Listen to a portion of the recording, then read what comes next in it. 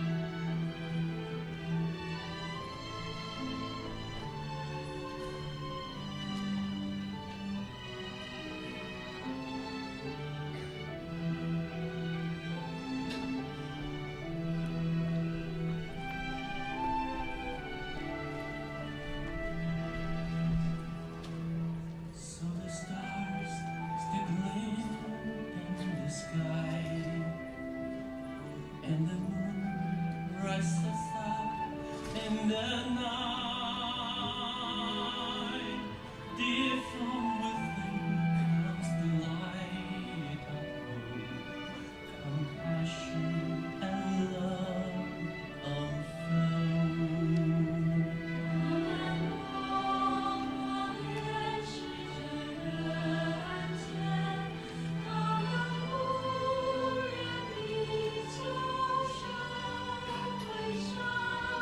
他们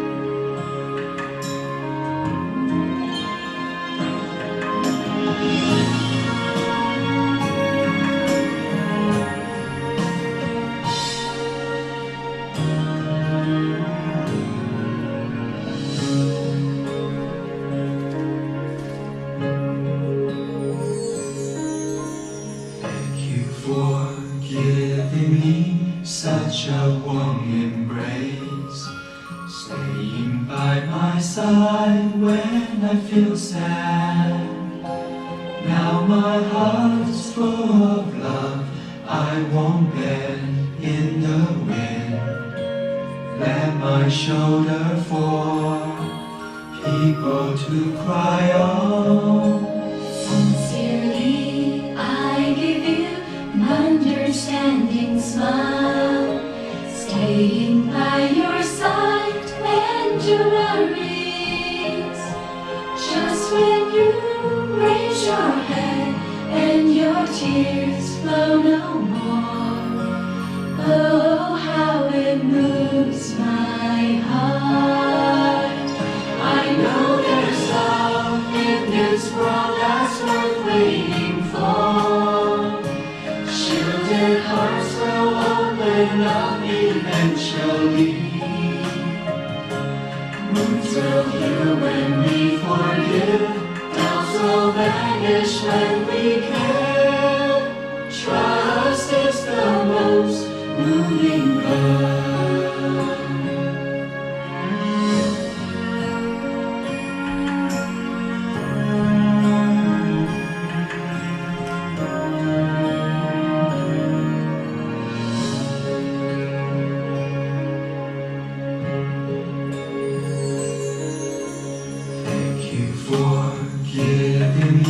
Such a warm embrace, staying by my side when I feel sad. Now my heart's full of love, I won't bend in the wind. Let my shoulder for people to cry on. Sincerely, I give you an understanding smile, staying by your side and you worries.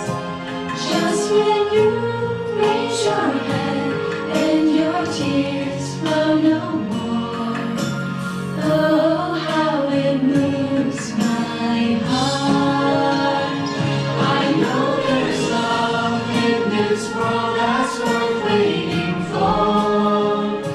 Shielded hearts will open up eventually.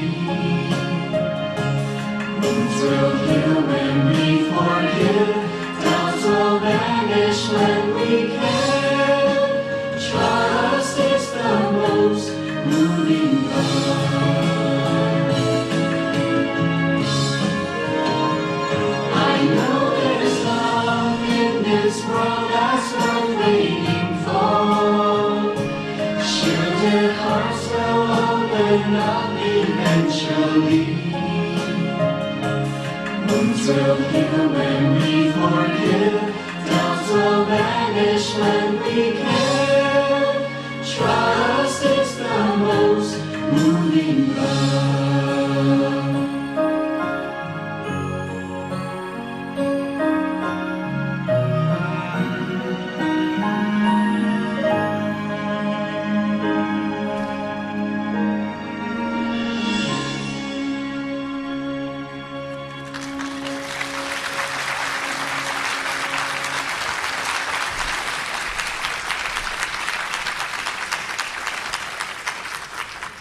Members of the Tzu Chi Foundation of the United States of America, a nonprofit organization with headquarters in San Dimas, California, and offices in 28 states, established in Taiwan in 1966 by Dharma Master Chen Yen, a Buddhist nun, starting with a group of 30 housewives who saved 50 cents a day from their grocery money to help the poor.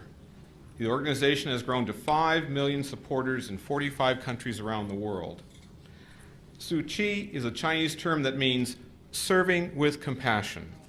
Thank you for helping us start our day.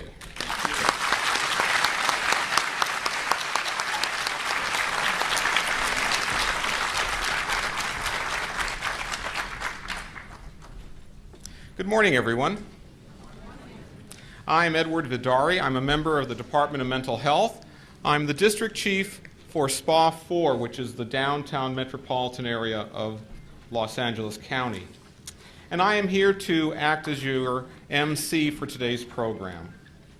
Before we get to the heart of our program, I'd like to cover with you a few housekeeping details as we all need to know.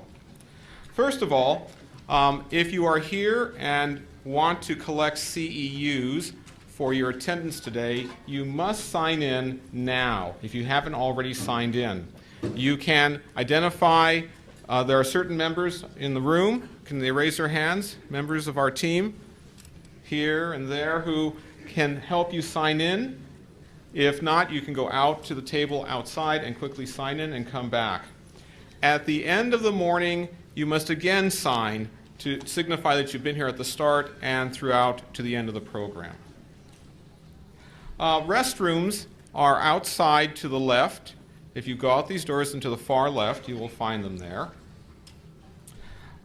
During the day, you will see people who have not only the badges that you have, but also red ribbons on their badges.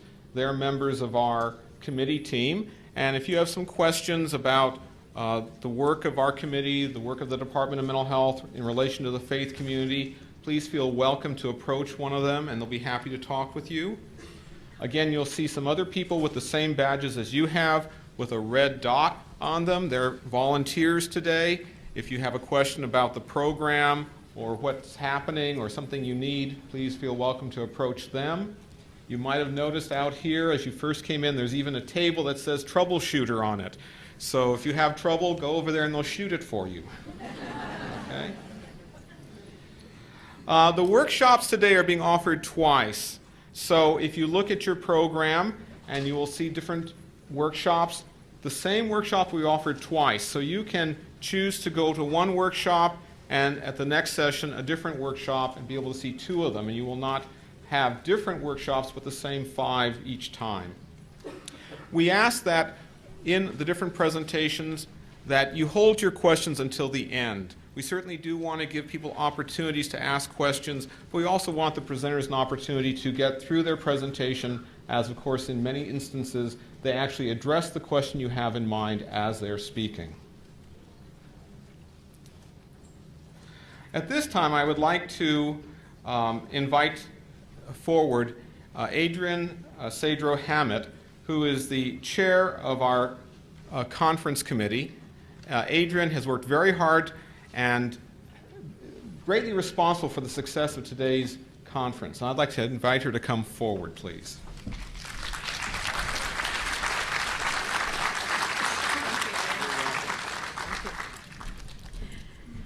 Good morning, ladies and gentlemen, and thank you, Ed. I am so excited. We are really bustling. The energy has been here since 7 this morning, and it's going to be here until 5 o'clock tomorrow night. And so we are so pleased to welcome all of you to our conference on mental health and spirituality. Now, the topic of this conference is so good that even God himself is so pleased with us. He gave us thunder and lightning and rain yesterday, and I think he's going to do it again, and to think that that is his way of blessing us. Today, just like the Tsuchi signers have said, we are going to have love, compassion, understanding, and not just today, but for the rest of our lives. So to those of you who came from our neighboring counties, from Santa Barbara, Ventura, Orange, San Bernardino, Riverside, San Diego, and Imperial, welcome to Los Angeles. We greeted you with a big gong. We are offering you 2 days full of activities for the mind, soul, and body. So please enjoy and have fun. Ladies and gentlemen, it is with pride that I introduce to you the man who started this all. It was his vision that we, the Department of Mental Health, reach out to the faith-based community and engage the clergy in the provision of mental health services. He gave us guidance, encouragement, support, and budget.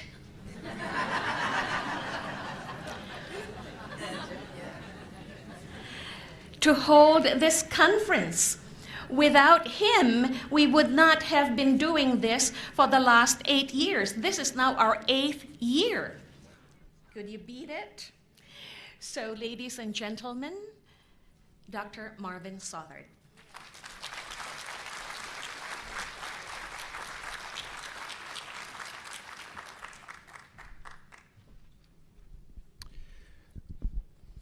Thank you. Thank you, Adrian. I'd like to begin by having everyone acknowledge the committee that put this event on. Adrian, Kumar, the committee. This is a committee that has been working really, really hard through very difficult budget times to pull together all of the resources that allowed us to do that and do it for a very economical price. So you really did a tremendous job. So I want for all of us here in Los Angeles County, for whom this is our 8th clergy mental health conference, and for all of us in Southern California, for whom this is our first spirituality conference, and also for our guests from Northern California who had their own successful spirituality conference earlier in the week. So let's give a round of applause and gratitude to the planners for today's event.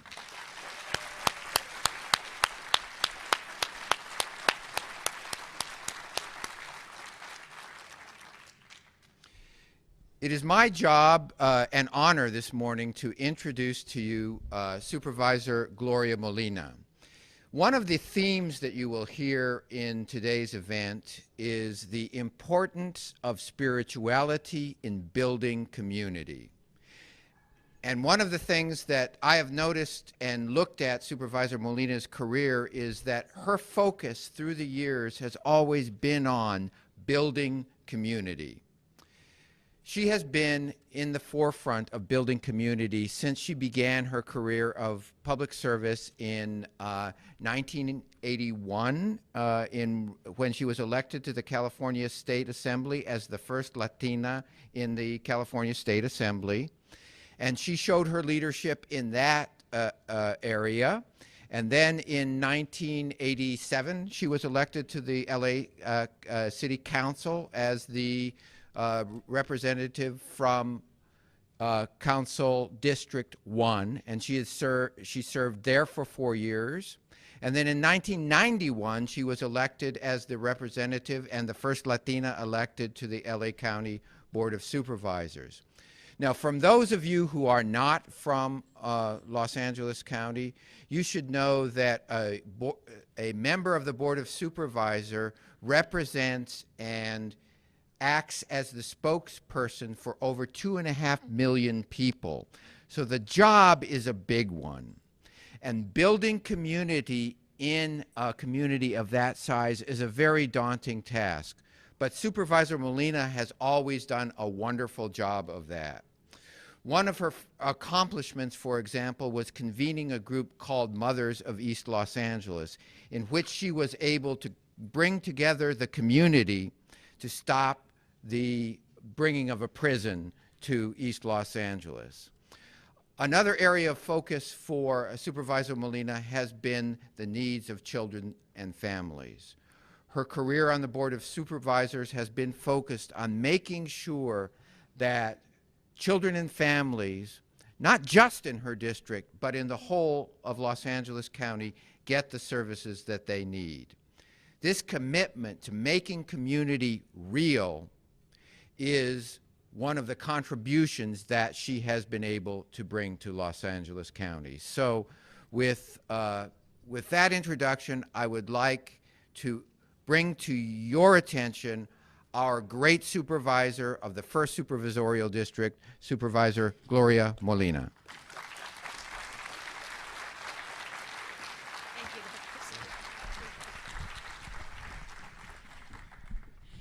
Good morning, and thank you. And probably after that introduction, you're saying, This must be some old broad, right? And I'm curious to see how you're going to translate that. Not that I would know one way or the other. Anyway, welcome and thank you for inviting me here. I'm a little late, had trouble getting in because guess what? This place is overcrowded.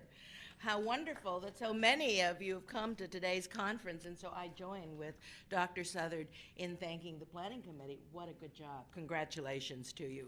And it's a pleasure to join with you all. Of course, I am here merely to do the welcome. I think the big task today is going to be left to every single one of you. And what an important task in trying to find a way and create innovative and creative mechanisms, methods, strategies, plans as to how to reach so many of the people in our community that so desperately need some level of intervention when it comes to their mental health needs, and sometimes, as we know, for whatever reason, have no access to it for various reasons. It is interesting that way back when I was in the legislature, I did serve as the chair or the vice chair of the actually I was the chair of the Mental Health Committee for a little while. And one of the things that I focused on at that time, and of course we didn't have as much money at the time for some of our mental health communities and programs, was the issue of access. Constantly we have been worried about how is it that we can make sure that the people who desperately need these kinds of services are getting access. And of course, the stigma of mental health is deeper in any other community than certainly the Latino community and minority communities. We know that time and time again, not only because of the language barriers, but also in many instances because of the cultural differences and the stigma that having a mental health crisis in your family can be. And all of us know, I think all of us within our family or our close circle of friends know of someone who is avoiding or not dealing with those issues and know how difficult it is to even begin to have this kind of discussion. That's why today's conference, I think, is so vital and so important, because we have here a group of people who hopefully are going to look at a new approach. And I think that's what's very exciting. As we all know, all of us have an unbelievable bond to whatever our religion, whatever we believe in, our old inner faith, our spirituality. And so what an innovative way to start thinking and talking about and planning for as to how to find that we can get so many family members into access to our services by at least the beginning of discussing with spiritual leaders like so many of you here today. It is important not only because the plans and the strategies that you develop will go a long way to benefit so many families and so many individuals, but more importantly, and I don't say if it's more importantly, but I think it's one of the things we need to understand and recognize. We have an opportunity with the MHSA funds to really do innovative, creative, and totally new ways to access mental health funds. And very frankly, we all know what a troubling situation we are having with our state budget. I don't think we need to discuss that at all, other than to know we are in trouble. But there is a place, thank God to the voters, that protected these funds, and now all of us have a duty and a responsibility to start working on those strategies, on those mechanisms, anything we can do to develop the kind of programming that truly is going to get to a, quote, non-traditional approach. And it'll go a long way, as we all know, because there is nothing worse than seeing people who are struggling every single day with their mental health needs. And probably the most troubling of all is our young people, our teens, and we see that happening all of the time. And of course, the parents that just don't know how to do it and how to even begin to do it. So we all know the difficulty when there are resources, but when resources are limited, when there are cultural barriers, when there are linguistic problems, we know that it is even more difficult. So today's opportunity is a great opportunity. Today's challenge is a difficult challenge.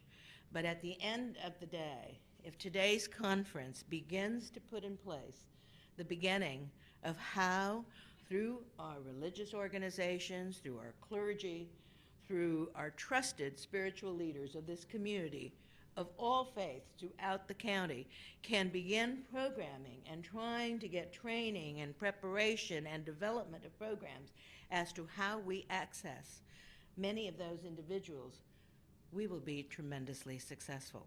I know that I will be tremendously grateful to all of you, because I still am so concerned about the lack of mental health funding throughout the community. It has been a problem forever and forever. But now that we have funds, it requires us to sit down and rethink how we deliver those services. So today, in today's speakers, in today's opportunities, in working with one another, it really does require to step back from the traditional approach, although many of you know that even with the traditional approach, there is not enough funding. But the reality, when we see a pot of money that potentially could go a long way, not only in this state, but certainly in LA County, it really requires us to think a little bit harder and a little bit deeper and look at new opportunities and new linkages to make sure that access is there. So I applaud you for being here. I applaud you for the work that you're going to be doing. I applaud many of the spiritual leadership that is here, that is going to go a long way. And I think that they are willing to accept the challenge as well.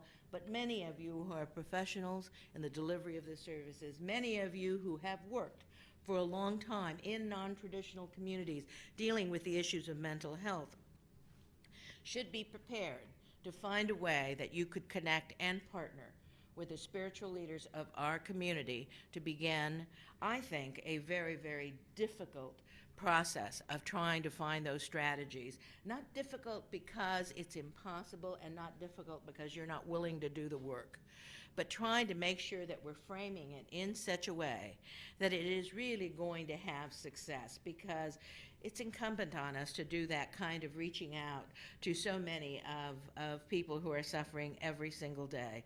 And so hopefully we are going to be that helping hand to those stressed families, those stressed individuals, and find those innovative and creative ways. So I can't say enough about the challenges before you. I can't say enough about your responsibility as leaders and professionals in this area. But I do say that I look forward to the outcome of today's conference from the standpoint of the strategies that are going to be presented, the work that is going to be done, and the challenges that still lie before us, even after we come with all these innovative programs, is to convince people up in Sacramento that this, in fact, is an innovative program, merits your involvement, and certainly more and more of your resources. I want to thank Dr. Southard for providing leadership in this area. He is certainly being challenged by us on the Board of Supervisors to find those ways to make sure we can draw down as much of those dollars as possible, to make sure that we can implement it, and more importantly, to try and hold on as tight as we can as we're going to see this whole situation with the state budget evolve. And I'm not sure what it will become at the end of the day, but whatever it will be, it sure will be terrifying and frightening and may create stress for every single one of us in this room.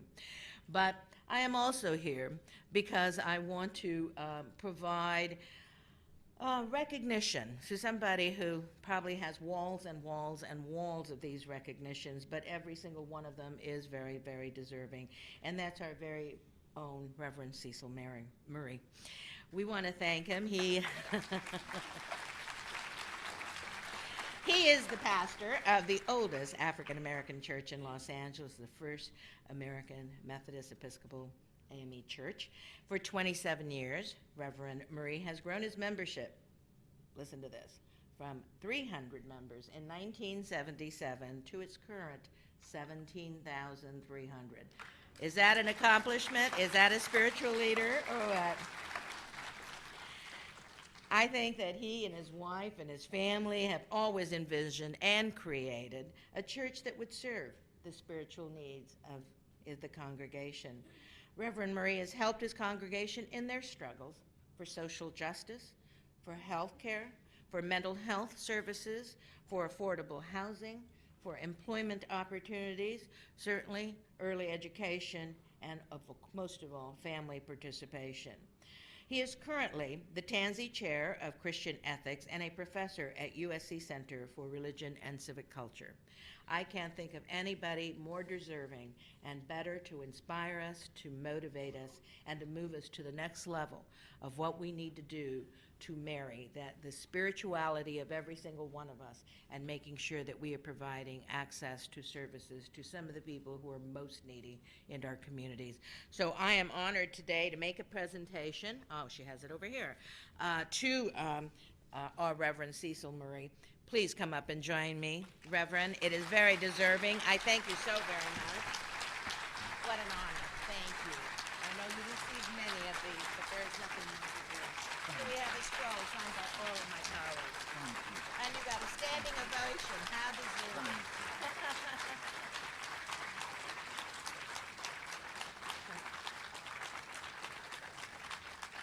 Thank you so very much. Again, congratulations to all of you for being here. I look forward, you know, I'm very much into accountability. I want to see those recommendations, and I hope every single one of them is funded as they appropriately should be. Thank you so much.